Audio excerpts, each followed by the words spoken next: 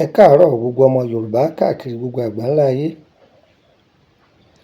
Mo ti jẹ́ ó yé wa wípé gédégédé tèmi kì í jẹ́ kan kọ́ dákẹ́. Mo sì jẹ́ ó yé wa wípé àwọn iṣẹ́ méjì kan ń bẹ tí màá ta ní kókó.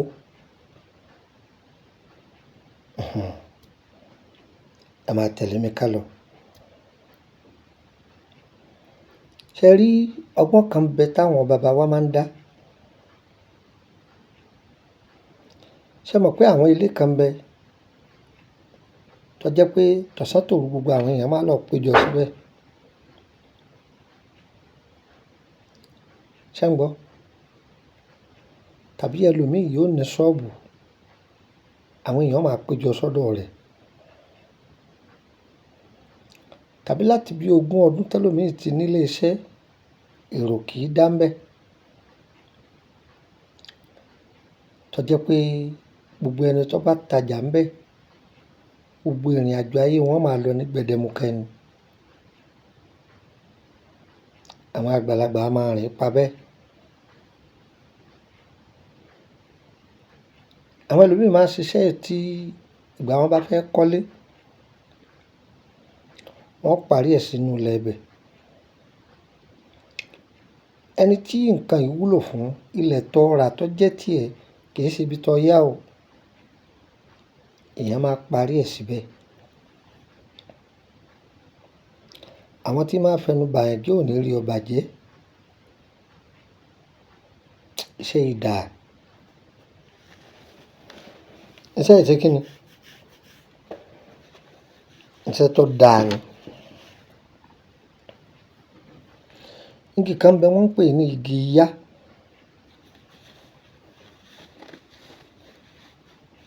Igi kí ni mo pè é? Igi ìyá. Ẹ pa àpò igi ìyá yìí. Ẹ pa àpò igi ìyá yìí. Ẹ wá iyọ̀. Iyọ̀ yẹn ó tó àpò kan.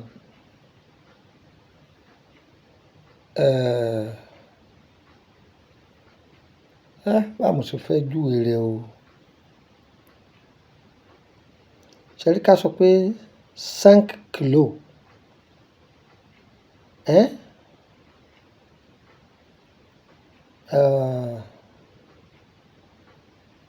5 kilo. Ṣé mọ̀ pé tá a bá ra àpò sẹ̀mó, ẹ jẹ́ n fi báàgì sẹ̀mó júwe rẹ̀. Ṣé mọ̀ pé 10 kilo wà? 5 kilo wà. 5 yẹn ni 5 kilo wà. 10 kilo wà. O ní kílò 5. Iyọ̀ tó bá tó kílò 5, a lè lò ó. Ṣùgbọ́n iyọ̀ bá tó kílò 10 yẹn gangan ló dáa jù. Mo fi àpò báàgì sẹ̀mó, mo fi ṣàkàwé rẹ̀. Iyọ̀ yẹn ó tó àpò sẹ̀mó ńlá tí í ṣe 10 kilo. Ṣé rí ẹ ja iyọ̀ yìí, ẹ dà sínú ike ńlá kan. Iyọ̀ yẹn ó ti wà nílẹ̀.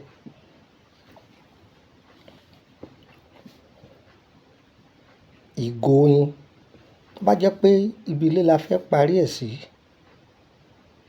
ìgò oyin 5 la rà.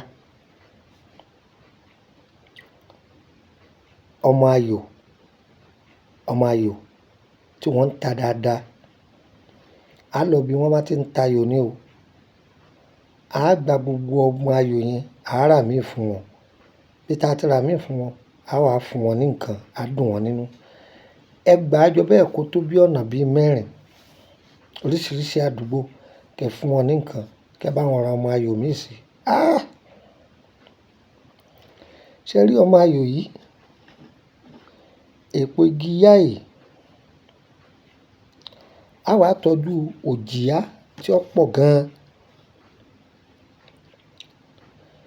Ewé akòko tó wà láàrin ọjà. Akòko tó wà láàrin ọjà.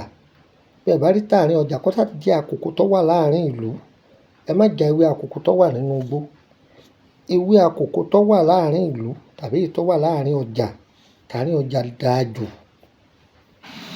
ẹ jà yọ pọ̀.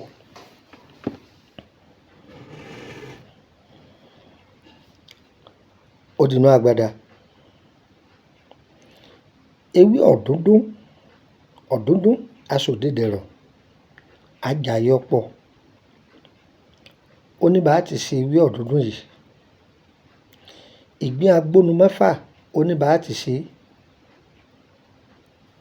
Tá bá parí iṣẹ́ yìí tán, ṣé ẹ rí pé mo ti ta ní kókó? Mo ti ta ní kókó.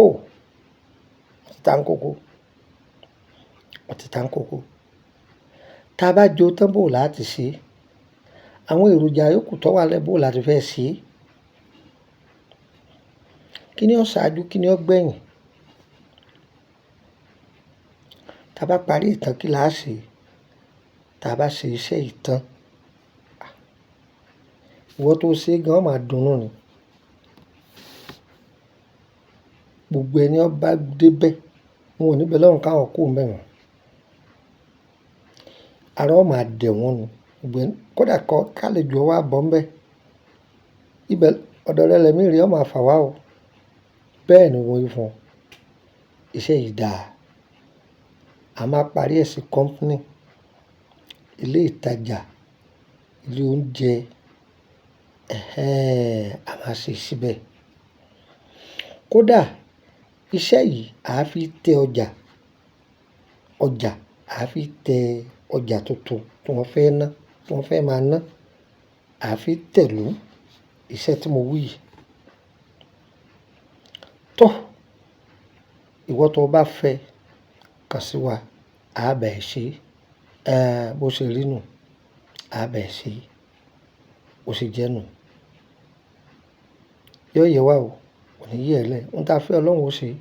Èyí tí a fẹ́ Ọlọ́run lè jìnnà sí wa. Orúkọ mi ni Lukman ọmọ Ayédáre bàbá ọgbọ́n, ọmọ ọ̀dọ̀ àgbà.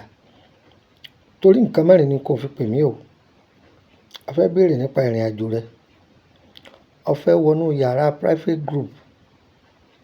Ó di méjì. Àbọ̀ o fẹ́ rà bóyá nínú ọṣẹ àbí ohun yòówù tá a bá ń tà. Ó di mélòó? Àbí o tiẹ̀ fẹ́ béèrè pé bó tiẹ̀ ṣe dọ́dọ̀ wa pé bóyá bákan. Àwọn tó torí ẹ pè mí nìyẹn. O fẹ́ tọ́jú ara rẹ lánàá ewé àti egbò. O fẹ́ rà àwọn nǹkan táǹtà. O fẹ́ wọ yàrá àṣírí tá ń pè ní private group. Àwo kọ́ là wá ń ṣe ńbẹ̀ o. Ìdánilẹ́kọ̀ọ́ ewé àti egbò ni o. Èmi náà mo ṣe ń coordinate ẹ o.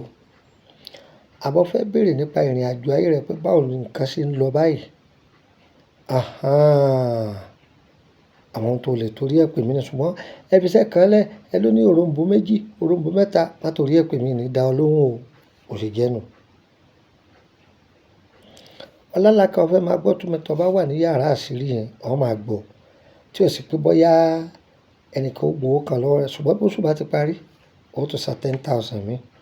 Nítorí wà níbẹ̀ náà, dí mi ni 10,000 CFA ni. Ó ṣe jẹ́ nù. Ẹni tí ẹ wà níbẹ̀ náà, ọṣẹ àtúndé wà, àpòrò ọ̀fọ̀ wà, ẹ̀yọ̀nú wà. Wọ́n tó bá fẹ́ rẹ ọ̀kan 20,000 CFA ni tí ṣe fẹ́ mi.